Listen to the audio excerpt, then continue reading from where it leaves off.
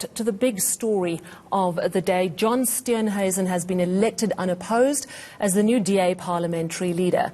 This follows the resignation of his predecessor, Mmusi Maimane, last week. Steenhuisen is now joining us from our Cape Town studio. Mr. Steenhuisen, thank you very much for joining us, and thank you for missing the rugby. Are you a fan? Of course I'm a fan, but duty calls on a Sunday. But may I just wish the Springboks well in this incredible match that lies ahead. It's really been an incredibly difficult week for the Democratic Alliance. Did you imagine that you'd be sitting here in our studio having been elected the head of Parliament for the DA last week? No, not at all. I presume that we would simply be continuing with business as usual until an early Congress in April next year. That was certainly how we left the Federal Council over the course of last weekend. And so the events of the last week have certainly been tumultuous. But it's obviously important now that we look to the future and start settling down, bedding down, uniting and working together to get the party back in ship shape and back into safer waters. Are you going to become the new leader of the party? Well, I think that decision is going to have to be made in the weeks ahead. At the moment, my role is simply the parliamentary leader in the National Assembly, and this is going to be very important in this coming week, given the fact that we've got the medium-term budget policy statement being made, as well as questions to the President, and it's very important that the leader of the opposition in Parliament seat was filled for that. But my primary focus is going to be to stabilise the parliamentary operation and to make sure that we continue with the work that the millions of South Africans sent us to Parliament to do, and that's to hold the government accountable as the official opposition. Are you available for the top job? Well, obviously there's a lot of consultation that still has to take place. I've not been shy of the fact that there is a good possibility I would put my hat into the ring. But obviously this needs to be a discussion with some broader structures, of course with my family and with some close colleagues who would all inform whether this is the best decision. That is a decision for the Federal Council to make when it convenes on the 17th of November. I'm sure that there will be announcements in due course about who the candidates are. I'd like to see the lie of that land and obviously make a decision based upon that. It's not going to be an easy job, whoever does get it. If you were to get it, what would you do? Well, of course, what we have to do is to make sure that we don't pander to the radical left or the radical right and lurch in either direction. I think it's very important that the democratic project in South Africa continues, and that requires a very strong, stable opposition party at the centre of politics. And so what we've got to do is to make sure that the Democratic Alliance is a party that, through its values and principles and through its programme of action and its alternatives to ANC programs, is able to offer a compelling vision of hope and change for South Africans in all communities. That's where the future of the DA lies, I believe, and that's where we need to tack towards. Simply lurching to the left or the right, I think, would be a mistake for the party. We've got to tack vigorously into the centre, and we've got to compete for that space, not just by slagging off the ANC, but by putting a compelling alternative offer on the table and hopefully winning the minds and hearts of more South Africans. Criticism of the DA is that the party is starting to polarize. We've seen the leader of the party, who's black, and the mayor of Johannesburg, who's black, leave the party in the same week. Do you think you might end up presiding over a party that's mostly for whites? Well, I don't think that's the case, and I think there have been more resignation from white leaders in this last week than there have been from black leaders. And if you do the totals, you would see that that is most certainly the case. Look, I'm not going to sit here in the studio and tell you and the viewers at home that it's all right. It has been a difficult week. But the truth of the matter is we woke up without a leader and without a chairperson.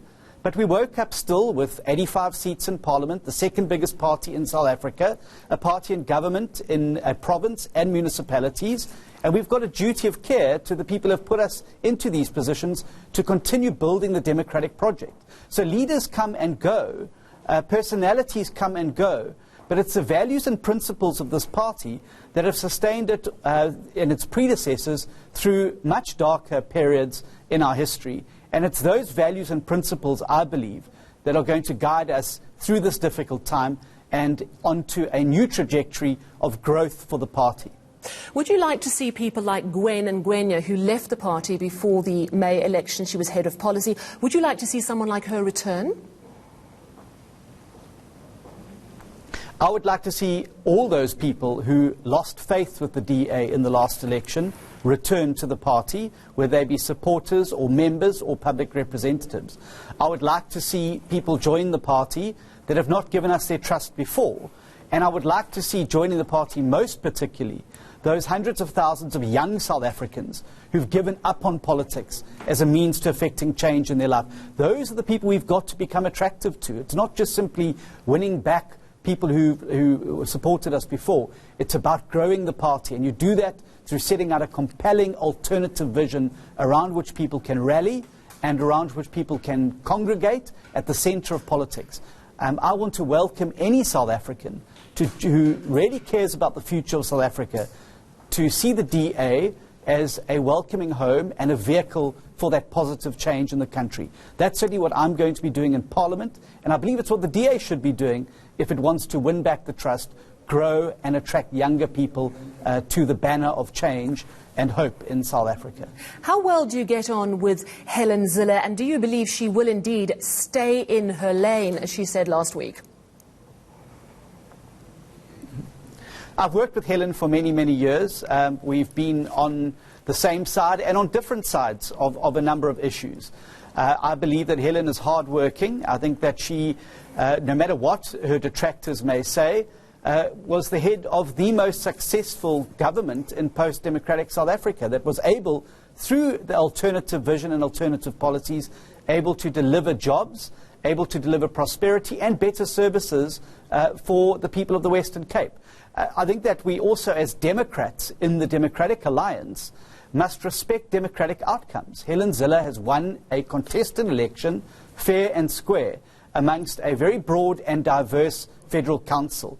I think it's the duty of everyone in the party to respect the outcome of those democratic elections and get behind her so that we can start to cork the hull, trim the sails, and get the ship into safer waters so that we can start to ensure that the sustainability of the South African democratic project continues.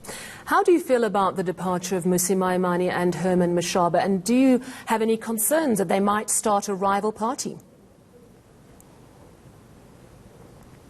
Obviously, from both a professional, a political level, it's been a painful week. I've worked very closely with Mr. Maimane for 6 years. I believe he's a good man. I think he is a loss. And we were friends as well in politics. It's very unfortunate that he chose to go and the way that he went. And the same goes for Mr. Mashaba. And it's their choice to form another party. If that is so their wish, they must do that. But that won't be our concern. Our concern must be the Democratic Alliance and building on that centre in South African politics. Whatever Mr. Mashaba and Mr. Maimane choose to do going forward, I wish them well, both of them, and that they must get on with doing what they need to do. My job is going to be to ensure that this party puts its best foot forward in Parliament and starts to set out very clearly that alternative policy and programme of action to the ANC. Thank you very much, DA Parliamentary Leader John Steenhuisen. You can go and watch the second half of the Rugby World Cup semi-final, hopefully. Still ahead in your sport.